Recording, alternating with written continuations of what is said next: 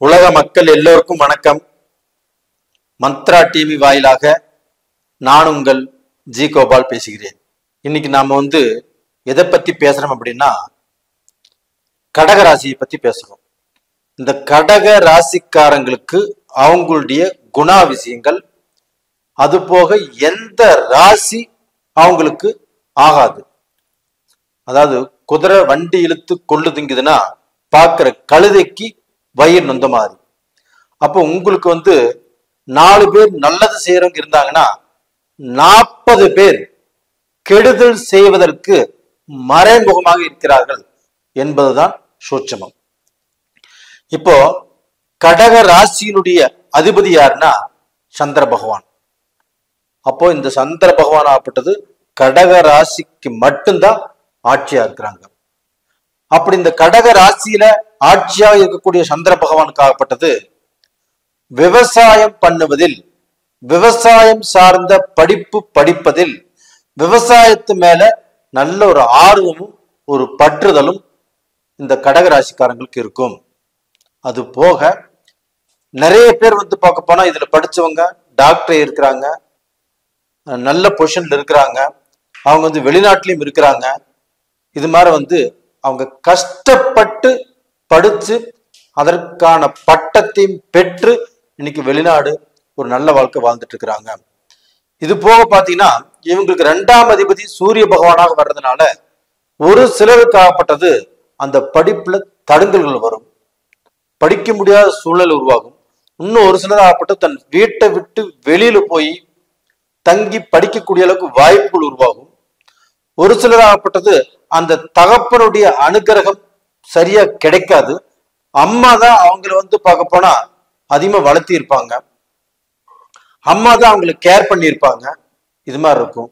அப்போ ஒரு சிலர் ஆகப்பட்டது படிக்கிறதுக்கே காசு இல்லாமல் தன்னுடைய படிப்புக்கு தான் சம்பாரிச்சு தன்னுடைய படிப்பை அவங்களே படிச்சுக்கிற மாதிரி சூழ்நிலையும் உருவாயிருக்கும்.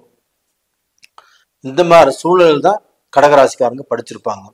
இது போக பாத்தீங்கன்னா கடகராசிக்காரங்களுக்கு அவங்களுடைய அப்பா கோடி கோடியா சம்பாதிச்சு வச்சிருந்தாலும் மகனுக்கு பார்ப்போம்னா அதுல ஒரு திருப்தி இருக்காது, அதை அனுபவிக்கக்கூடிய ஒரு கொடுப்பனையும் இருக்காது. அது போக ஒரு சிலருக்கு ஆகப்பட்டது கடகராசியில பிறந்தவங்களுக்கு அவங்க அப்பாவுடைய அனுகிரகங்கள் ஆகப்பட்டது ஒத்து வராது. 80% ஒத்து வராது, 20% தான் ஒத்து வரும். அப்போ அப்பானால திருப்தி இல்லாமல், அப்பாவும் அம்மாவும் சேர்ந்து நல்ல வாழ்க்கை வாழாமல், அதனால அப்பா மேல மகனுக்கு ஒரு வெறுப்பு தட்டி இந்த மாதிரி சூழ்நிலையும் நிறைய பேர் இருக்கிறாங்க. இது போக அந்த விட்டு கொடுக்கும் மனப்பான்மை கடகராசிக்காரங்களுக்கு இருக்குதா அப்படின்னா கடகராசிக்காரங்களுக்கு தான் இருக்குது விட்டு கொடுக்கும் மனப்பான்மை. அவங்களுக்கு நல்லவங்களும் தெரியாது, கெட்டவங்களும் தெரியாது, துரோகி யாருன்னு தெரியாது, எல்லாத்தையுமே முழுசா நம்பிடுறீங்க கடகராசிக்காரங்க. அது ஆணாக இருந்தாலும் சரி, பெண்ணாக இருந்தாலும் சரி. அப்படி இருந்தும் உங்களுக்கு விட்டு கொடுப்பதில் தான் நல்ல திருப்தி கிடைக்குது. அப்ப உங்களுடைய வாழ்க்கையில விட்டு கொடுத்து விட்டு கொடுத்து விட்டு கொடுத்து நீங்க வாழ்றீங்க. விட்டு கொடுத்துமே கெட்டும் போயிருக்கிறீங்க.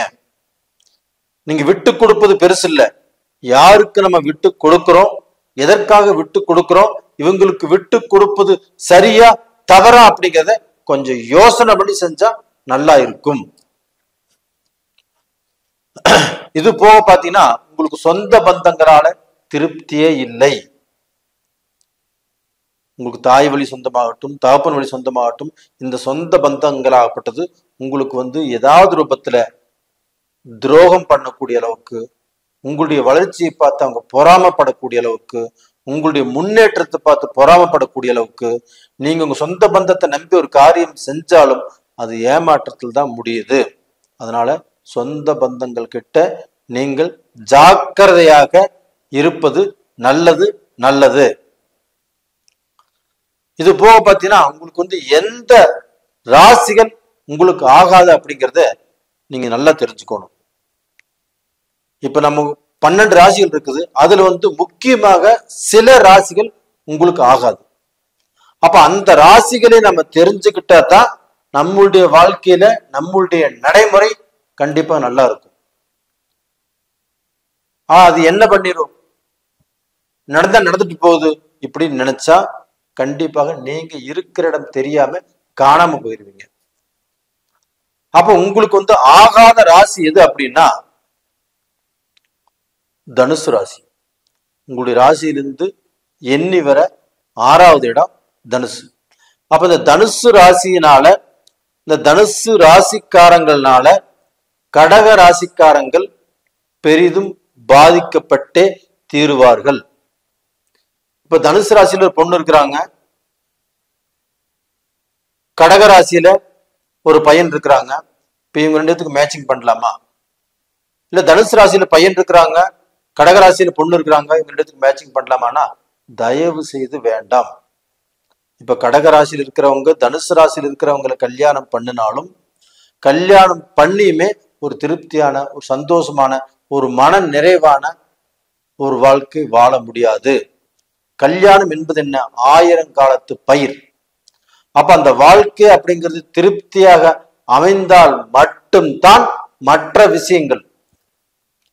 அப்ப அந்த குடும்பத்துல நல்ல சந்தோஷம் இருக்கணும், ஒரு அந்யோன்யம் இருக்கணும், 2 பேர்த்துக்குமே விட்டு கொடுக்கும் மனப்பான்மை இருக்கணும், ஒருத்தர் புரிஞ்சு நடந்துக்கணும், ஒருத்தருக்கோசரம் ஒருத்தர் அப்படி வாழக்கூடியதுதான் வாழ்க்கை. ஆனா கடகராசிக்காரங்கள், மகர ராசிக்காரங்களை, தனுசு ராசிக்காரங்களை கல்யாணம் பண்ணிட்டீங்கன்னா ஒரு திருப்தி, ஒரு சந்தோஷம், ஒரு மன நிறைவு எதிர்பார்க்க முடியாது. சார் நான் கல்யாணம் பண்ணிட்டேன் என்ன பண்றது அப்படின்னா, கண்டிப்பாக நீ கல்யாணம் பண்ணியே இருந்தாலும் இன்னைக்கு வாழக்கூடிய வாழ்க்கை பூமிக்கு பாரமாக, கல்யாணம் பண்ணிட்டுமே என்னடா பண்றது அப்படின்னு பல்ல கடிச்சிட்டு வாழ்ந்துட்டு இருக்கணும். ஒரு சிலர் ஆப்பட்டது வீட்டு கௌரவம் வீதிக்கு போகக்கூடாது, இல்ல மக்களுக்கோசரம், இல்ல உங்களுடைய தாய் தகப்பனுக்கோசரம் நீங்க வாழ வேண்டிய கட்டாயம் உருவாகும். இது போக பாத்தீங்கன்னா கும்பராசி, அதாவது இந்த கும்பராசிக்காரங்களோட கடகராசிக்காரங்க ஒரு ரிலேஷன்ஷிப் இருக்குது அப்படின்னா கண்டிப்பாக அது வந்து நல்ல பாதையில கொண்டு போய் சேர்த்தாது. அந்த ரிலேஷன்ஷிப் ஆப்பட்டது ஸ்டார்டிங் நல்லதான் இருக்கும். அந்த ரிலேஷன்ஷிப் வளர வளர உங்களுக்குள்ளேயே மனஸ்தாபங்கள், மன கஷ்டங்கள், அது பிரேக் ஆகக்கூடிய சூழ்நிலை எல்லாமே வரும்.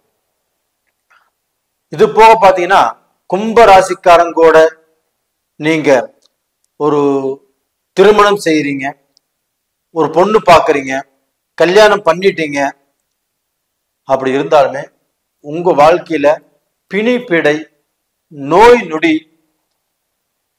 இதற்கு வந்து விரை செலவுகள், மருத்துவ ரீதியான செலவுகள், ஒரு நோய் பார்த்துமே குணமாகல, இல்ல நமக்கு அடிக்கடி பிரச்சனை வந்துட்டே இருக்குது, இந்த மாதிரி சூழ்நிலையும் உருவாகும். இது போக பாத்தீங்கன்னா விபத்துக்கள் உருவாகும். வண்டி வாகனம், அதே சமயத்துல விபத்துக்கள் வரும். அந்த விபத்துக்கள் வந்துமே நம்மளுக்கு வந்து உயிருக்கு எதுவுமே வராது, ஆனா அந்த விபத்துக்கள்னால நம்ம பாதிக்கப்பட்டுருவோம். அப்ப இந்த கும்பராசிக்காரங்கனாலையுமே நம்மளுக்கு வந்து ஒரு திருப்தி இல்லை. இப்ப நீங்க நல்ல நிலைமையில் இருக்கிறீங்க, நல்லா வேலை செஞ்சு பிசினஸ் பண்ணி ஒரு 10 ரூபா சம்பாரிச்சு நல்ல பொசிஷன்ல இருக்கிறீங்க. இந்த மாதிரி சமயத்துல ஒரு தனுசு ராசிக்காரங்களோடையோ இல்ல ஒரு கும்பராசிக்காரங்களோடையோ நீங்க சேர வேண்டிய சூழ்நிலை உருவாகுது. அப்படி சேர்ந்து அவங்க ஏதாவது ஒரு பத்தில பிசினஸ்லயோ இல்ல பணம் கொடுக்கல் வாங்கலையோ இல்ல அவங்களை வச்சு நீங்க வேற ஏதாவது ஒரு முக்கியமான விஷயம் பண்றீங்கன்னு வச்சுக்கோங்களேன், இது கண்டிப்பாக தடுங்கலாகும். அந்த பிசினஸ்லயும் கண்டிப்பாக மன முறிவு ஏற்படும். அந்த பிசினஸ்ல நீங்க போட்ட பணத்தை எடுக்க முடியாத சூழ்நிலைகள் உருவாகும். அப்போ உங்களுடைய நிலைமையாப்பட்டது நீங்க மேல இருந்து படிப்படியாக கீழே இறங்க வேண்டியது வரும். அப்ப உங்களுடைய அந்தஸ்து, உங்களுடைய தகுதி, உங்களுடைய தரமாகப்பட்டது கண்டிப்பாக மாறும். அப்ப நீங்க சொல்றது பார்த்தா தனுசு ராசிக்காரங்க கூட கும்பராசிக்காரங்க கூட நாங்க சேரக்கூடாதா அப்படின்னு கேட்கறீங்க. அப்படி இல்லை. இப்போ கடகராசிக்காரங்க இந்த கேள்வி கேட்கறீங்க, இதே சமயத்துல உங்க நாளையும் தனுசு ராசிக்காரங்களுக்கும் கும்பராசிக்காரங்களுக்கும் இந்த மாதிரி சூழலை நேருவதற்குண்டான வாய்ப்பு இருக்கிறது. இது சாஸ்திர விதி, ஒன்றும் பண்ண முடியாது. அப்ப இதை நம்ம வந்து பார்த்து நடந்துக்கிறதா நல்ல விஷயம். அதே சமயத்துல கடகராசிக்காரங்க ரொம்ப வைராக்கியம் பிடித்தவர்கள்.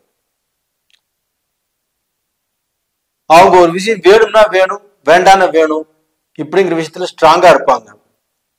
அப்ப அவ்வளவு ஸ்ட்ராங்காக இருந்தும் அவங்க பார்க்கப்பட ஒரு முயற்சி பண்றாங்க, ஒரு முடிவு எடுக்கிறாங்க அப்படின்னா அதுல ஸ்ட்ராங்காக நின்றுட்டா பிரச்சனை இல்லை. அதுல ஸ்ட்ராங்காக நிக்கல, இவங்க கூட சேர்றாங்க. இப்ப தனுசு ராசிக்காரங்க கூடயும் கும்பராசிக்காரங்க கூடயும் சேர்றாங்க அப்படின்னா சேர்ந்தால் கண்டிப்பாக விபரீதம் நடக்கும், மனஸ்தாபங்கள் வரும். அப்ப இந்த மாதிரி கஷ்டங்கள் வராமல் இருப்பதற்கு நீங்க என்ன பண்ணணும்னா இவங்களோட சேருவதை தவிர்த்துக்கணும். ரெண்டாவது, உங்களுடைய ஜாதகத்துல உங்களுடைய லக்னம், உங்களுடைய ராசி, உங்களுக்கு லக்னத்துக்கு எத்தனாவது இடத்துல குரு இருக்குது, எத்தனாவது இடத்துல சனி இருக்குது, எத்தனாவது இடத்துல ராகு கேது இருக்கிறாங்க, உங்களுக்கு என்ன தசை நடக்குது, என்ன புத்தி நடக்குது, அந்த தசைநாதன் எங்க இருக்கிறாங்க, அந்த புத்திநாதன் எங்க இருக்கிறாங்க, அந்த புத்திநாதன் நேச்சமா, ஆட்சியா, உச்சமா, பகையா, இது எல்லாமே பார்த்துக்கிறது ஒரு நல்ல விஷயம். இது போக பாத்தீங்கன்னா ஒரு ஜாதகம் பார்த்து, ஒரு தசா புத்திகள் பார்த்து நீங்க ஒரு விஷயம் செய்யறீங்கன்னா இதுல நஷ்டப்படவே மாட்டீங்க, இதனால பாதிக்கப்படுறதுக்கு வாய்ப்பே இல்லை. நல்ல பொசிஷனுக்கு தான் நீங்க வருவீங்க, இது உறுதி. அப்ப டோட்டலா பாத்தீங்கன்னா கடக ராசிக்காரங்களுக்கு எது பகை, எது ஆகாது, எது நல்லது அப்படிங்கிறத சொல்லியிருக்கிறோம். இதை நீங்க மனசுல வச்சுட்டு உங்களுடைய காரியங்களையும் வெற்றிக்குண்டான பாதையில் நீங்க போறது, அந்த வெற்றியை உங்களதாக்கிக்கிறது எல்லாமே உங்க கையில் இருக்குது. நேயர்களே, இந்த பதிவு பிடிச்சிருக்குன்னு நினைக்கிறேன். பிடிச்சிருந்தா லைக் பண்ணுங்க, உங்க சொந்த பந்தங்களுக்கும் இதை அனுப்புங்க. இது போக உங்களிடமிருந்து விடைபெறுவது உங்களின் ஜி கோபால். நன்றி, வணக்கம்.